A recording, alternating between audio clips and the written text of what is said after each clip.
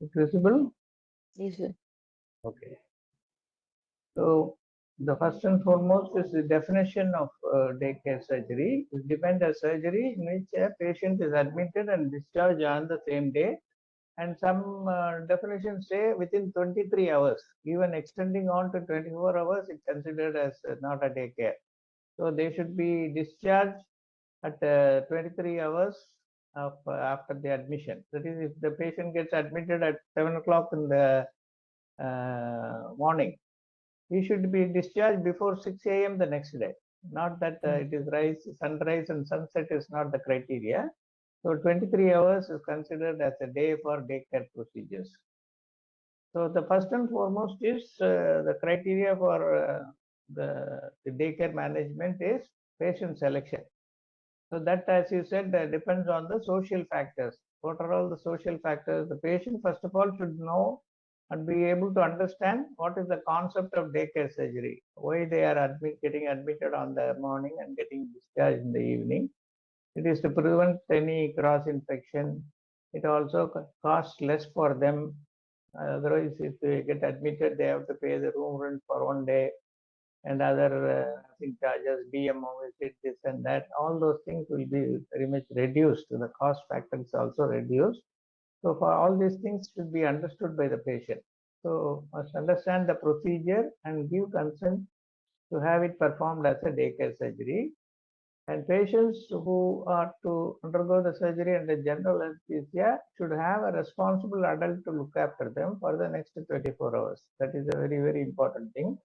This is a criteria which has been included because in the Western countries, many of the senior citizens are living alone because the children will leave them once they become an adult. Most of them, as soon as they finish their school, they will do some part-time job, then go for higher studies and leave the home. In fact, first time in 2001, when I visited US to see my grandson, was born there in Chicago, when I was coming back, an American traveled with me in the flight, and we were having a conversation, and he said he was almost 80 years old, and he had worked in the Ford Motor Company in Dallas. And he was coming to India to attend the old boys reunion at the Kodaikanal, where he had studied in 1934 or 35. And his father worked there as a missionary. And he studied up to his school final and then went back to US and then got married. So when I was talking to him, he asked me how many children I have, and I told him I have 3 children. And the next question he asked me was, are they all out of the nest? Which means, are they all old enough to go out of the family and go to look after themselves? So that is the reason why this class of some responsible adult to look after them is very important. And but in our society, where most of the living habits is a joint family system, and children luckily do take care of their parents or grandparents, and so this question is not a big issue in our setup. And then patients should be within 1 hour of medical facility, so they should be able to reach back the hospital or a daycare. Supposing you discharge a patient after doing a varicose vein stripping, and he goes home, and then there is a bleeding from some vessel which has not been properly ligated. He should be able to come back within 1 hour to the facility so that he doesn't die of a hemorrhage. Okay? So any post-op complications, they should have the access to coming back to medical facilities within 1 hour. That short distance also you have to make sure. For example, patient coming from Madurai and having no relatives here and staying in a hotel where he is going to take 3 hours to reach the hospital, he is not the ideal candidate. So he is better admitted for a day and then discharged the next day. So this also is a very important issue. And they need to be able to follow post-op instructions. They should have their cognitive facilities. This criteria is mainly for elderly people who have some cognitive difficulties. even though if they have a attender, people with cognitive deficits will be better looked after at home rather than in the hospital, where they will behave more violently and will not be comfortable. But people who live alone, they should have the IQ to understand the instructions given and then have the follow the instructions that are given to them. And they should not drive vehicles on their own or operate heavy machinery, and they should not take any decision on the recovery period because of the likelihood of some drowsiness or some sedative effect that we may be lingering on. So they should not make any major decisions during that period. So these are the social factors. Coming to the medical factors, we have to take into account their physical health prior to day of surgery. What is their effort tolerance? What is their bowel habit? What is their ability to uh, uh, look after themselves? All these things have to be taken into account. And unstable medical conditions, especially conditions like a persistent angina, which is becoming worse day by day, or poorly controlled diabetic patients, they are not suitable for daycare patients. Then surgical factors, any procedure considered for day stay should not carry a significant risk of major complications. And it should not require a prolonged specialist care or observation. So only such cases, and she gave nice examples of surgeries which can be accommodated as daycare. And patients should be able to resume normal function like drinking their fluids quickly, and should be able to mobilize before discharge. This is also a very important point. So only such surgeries where you can resume oral intake as early as possible and mobilize the patient so that when they go home, they have to go to the restroom by themselves and take care of all these things. So mobility is very, very important. Then certain patient groups which may require a special consideration are infants. For example, some people do religious circumcision in the newborn within the first 1 week of birth. As a newborn, they may do a religious circumcision. Or children who are coming for a hernia or a herniotomy.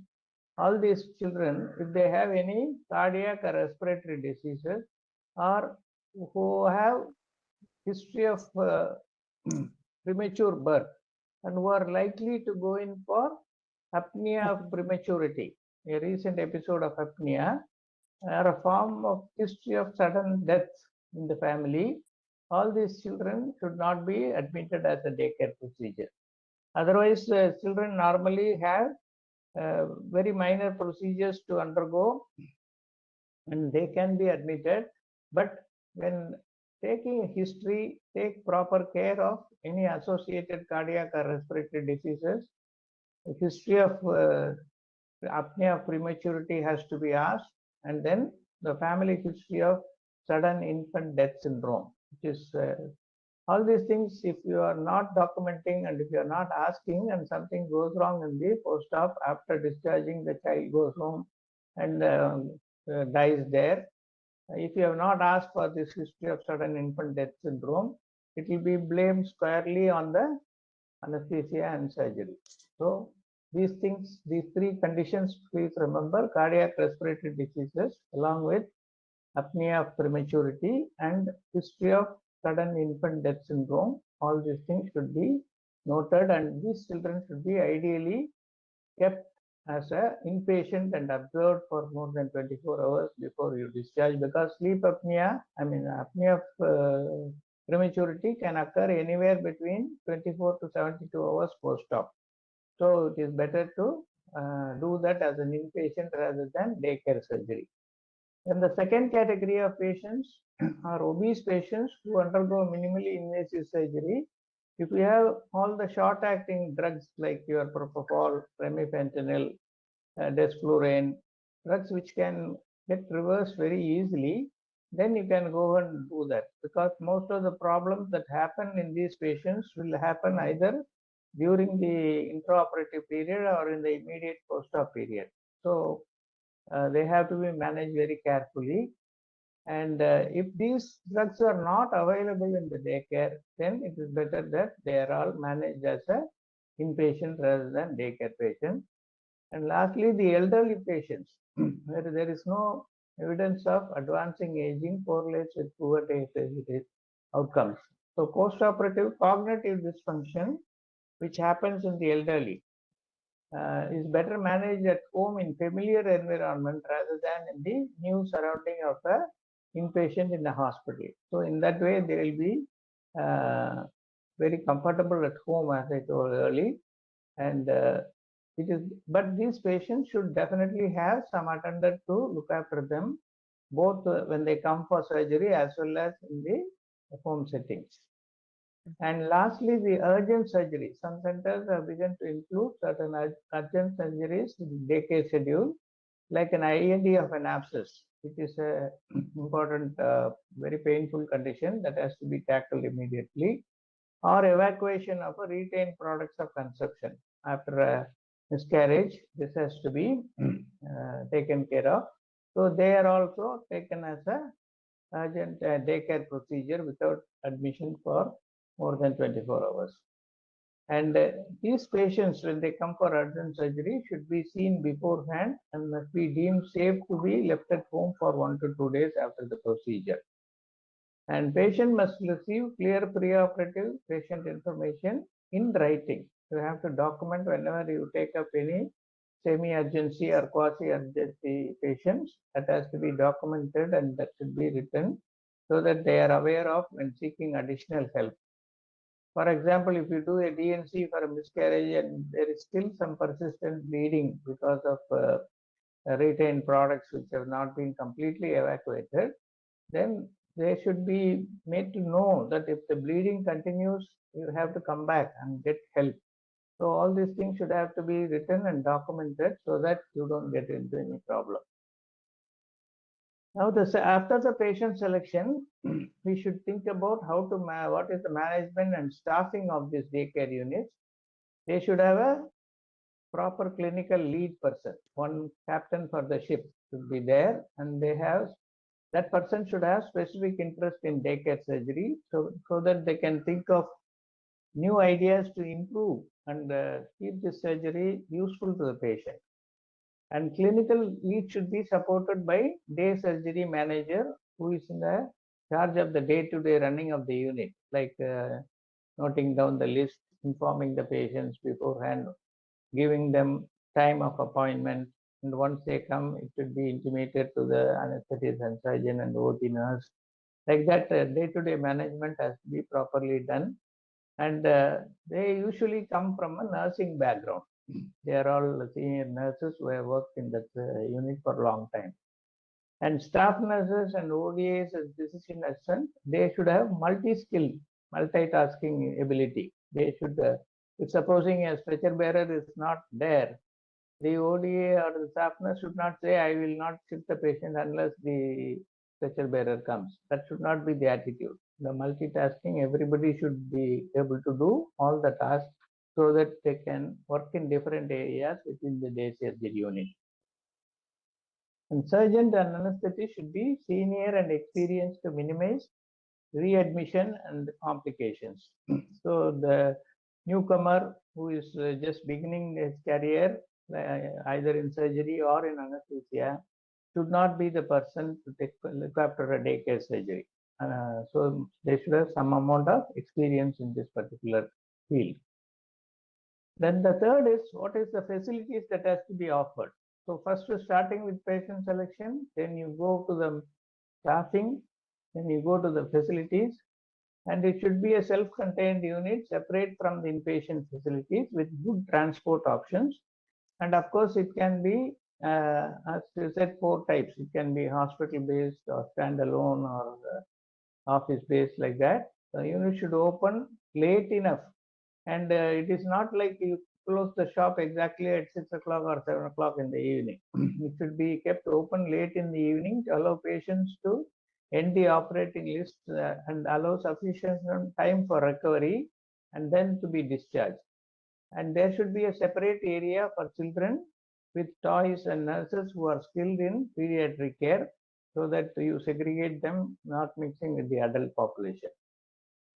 Then comes the anesthetic management in daycare surgery, where preoperative assessment is a very, very important step in daycare. Unless you have made a thorough examination of the patient, and once you have selected the patient for daycare, that means you know in and out of the patient, you know his comorbidities, his airway, his general effort tolerance, everything you should know.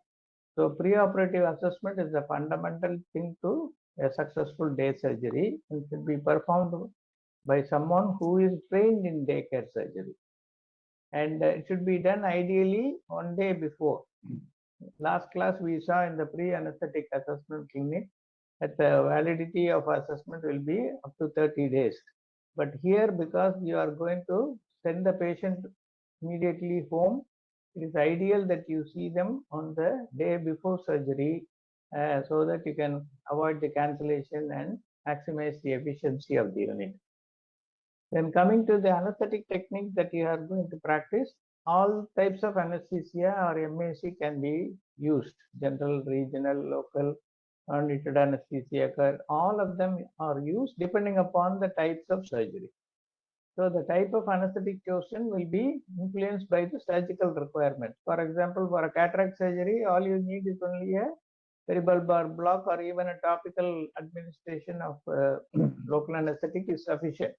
All you have to do is monitor the vitals of the patient and discharge the patient immediately after 2 hours of surgery. So like that, it depends on the type of surgery, patient-specific consideration, and it should be ideally that the anesthesia that you use should be rapid in onset and also offset. It should be induce the patient fast and recover the patient fast, so that it converts minimal risk to postoperative nausea, vomiting. This is the most troublesome thing for both the patient as well as the doctors. This is the PONV, and residual dizziness or drowsiness, which makes the patient not ambulant as early as possible. So these things should be taken care of. And providing good analgesia, they should have minimal pain so that they can cooperate for all the instructions that you give. And that should be in the form of multimodal approach with paracetamol, NSAIDs as the main drugs for usage, because opioids will definitely cause some nausea, vomiting, and respiratory depression, more drowsiness. So this sort of drugs will help in reducing the pain as well as avoiding the other complications. And wherever possible, local anesthetic technique should be employed. And if regional is used, for example, in the last class we discussed about spinal for a cystoscopy in a daycare setting. I told you what are all the methods to reduce the incidence of PDPH and early discharge of the patient, using a fine needle, using a short-acting drug like propionine or chloroprocaine, making the patient ambulant as much as possible, taking care of the fluids. All these things will help in recovery from even a central neuraxial blockade and help the patient go home at the earliest without any residual effects. And in this situation, when you use a regional block or a nerve block or a plexus block, the examiner may ask you one question. Supposing you are given a supraclavicular block with bupivacaine and lignocaine combination for a hand surgery or orthopedic surgery of a radius fracture fixation, and you plan to send the patient home, and patient has not still recovered from the motor effect, can you discharge the patient and send home? Yes, sir, we can still discharge the patient. The patient understood the instructions and there is proper caretakers with them, sir. Proper care of the paralyzed limb, that is very important, yes, not the whole yes, patient. Whenever you give a limb block, upper limb block or a lower limb block, and patient is able to ambulate themselves, but there is a residual motor or sensory block still persistent in that patient, the discharge can be performed with proper instructions to take care of the limb. For example, a paralyzed upper limb, unless you give a proper sling to support, it is likely to fall. He may not have control over that, and he should not be asked to hold or lift any weight on that hand.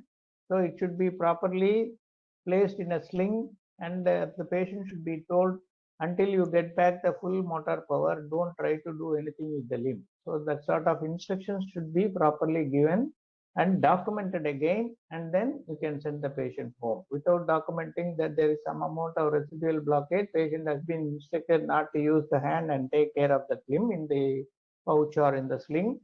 If you have documented, you are safe, but it should not delay the patient going home. Okay, whereas it cannot be done with central neuraxial blockade, where if both the lower limbs are still having motor weakness, unless he is able to stand up and void, that it's not safe to send the patient home. So at least he must be able to mobilize himself, and even if he has not voided, he can be sent home. But voiding indicates complete recovery from the central neuraxial blockade. Okay, that is all the criteria that has to be taken care of. And with any regional anesthesia, it is remembered to give adequate oral analgesics, because once the local anesthetic wears off, patient will have severe pain. So the preemptive analgesia should be given even before the effect of local anesthetic wears off. That is a very, very important consideration in daycare surgery, so that they do not go home and then call the doctor and say, patient is in severe pain, what shall I do? So that sort of situation should not arise. They must be given good oral analgesics and given instructions to take them.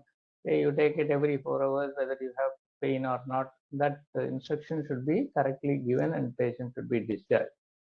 And similarly, PONV should be treated with 2 or more prophylactic antiemetics. Just giving Emicet or ondansetron alone will not be sufficient. So in these cases, you go for ondansetron, you give dexamethasone, you give metoclopramide. So all these drugs have to be given, and then you discharge the patient so that there is no incidence of PONV. And minimal starvation times, both pre-op and post-op, and the routine use of IV fluids can reduce the risk of post-op nausea and vomiting. In fact, allowing clear fluids up to 2 hours has been found to reduce the incidence of PONV quite significantly. And total intravenous anesthesia should be used in patients who have previous exposure to anesthetic and who have suffered severe PONV. It is better to rely on TIVA rather than your inhalation anesthetic agents if they have to have a GA again. And the risk assessment and preventive measures should be taken for venous thromboembolism also, especially obese patients or in patients who are operated in a position where there is likely to be having a pooling of blood in the lower limb after a block. Then better to do all the precautionary measures of TED stockings or compression stockings, and if necessary, go for anticoagulant therapy also. Then the next stage is recovery and discharge. And of course, there are 3 stages which he described. First stage is called the initial stage, that lasts until the patient is awake with protective reflexes, returned, and immediate pain on walking is well controlled. The stage should take place in the recovery area with a trained staff, and some patients who are especially done under regional with no sedation. For example, if you just give an axillary block and do a procedure in the upper limb, and you are not given any sedation at all, just put an implant to keep for emergency, these patients can straight away go to the discharge area. This is what we used to do in our Stanley hand injury unit. Patients with acute hand injury, when they come, the wound will be cleaned and then they will be given an axillary block and surgery will be done and bandage will be applied, and from the OT they will be straight away discharged. So this sort of things can happen only in these patients with regional block of nerve blocks with no sedation. And second stage in some patients will be, they will be again in the PACU, but they will be in a state of readiness for discharge. And these PACUs in daycare surgery should be very close to the theater area so that the staff will be able to contact the anesthetist and surgeon if there are any problems or bleeding or any other complications. So the PACU unit for the daycare usually is planned in such a way that it is very close to the operating rooms. And nurses should be able to deal with post-operative nausea, vomiting as well as pain, and should be trained to detect emergencies such as hemorrhage or cardiovascular events. So we need intelligent, smart nurses who can pick up the complications at the earliest. And there should be facility to admit patients if necessary and resuscitate the from by giving supplemental oxygen or suction if there is availability. And as I said earlier, any complications, you should have a tie-up with a hospital where they can be admitted immediately and looked after to attend to any complications that are taken place. Late recovery after any surgery, this is common to all surgeries, whether you do it as a daycare or inpatient. It takes quite some time for full physiological and psychological recovery for the process to go on. And this can take weeks or even months. So this is the common phase for all the surgeries rather than daycare surgery. And patients need to be given clear information in writing. So that is why in daycare surgery, most of the instructions are in the form of pamphlets, where there will be printed instructions, and the patient will be given a pamphlet to carry home, and it will be shown to the patient and explained also, so that they know what to expect after surgery and what to do or what not to do. And the information should be tailored to the specific surgery and needs to provide information about possible problem. And if it happens, they should know to immediately seek for help. They should not just be sitting at home, because you will only be blamed. The doctor never told me that they should be contacted and I should rush back to the hospital. I was never given that instruction. That blame will fall on you. So it is better to inform them what minor problems can happen and what the patient should do if it happens. And patients should be advised not to drink alcohol, operate machinery, or drive a vehicle for 24 hours. All patients should receive appropriate analgesics to take home also. So don't ask them to buy in the pharmacy. It is better given as a package to the patient, so that they know, they are explained how to take it. Because some patients, you give a prescription and they don't know how to use that. So it is better that these drugs are all given, and the advice on dose, dosing interval, everything is given at the time of discharge. And discharge summary should be given to the patient and copies sent to the family doctor. This system is prevalent in UK because you cannot go and meet a specialist directly. Only your family physician will be directing the patients to a concerned specialist.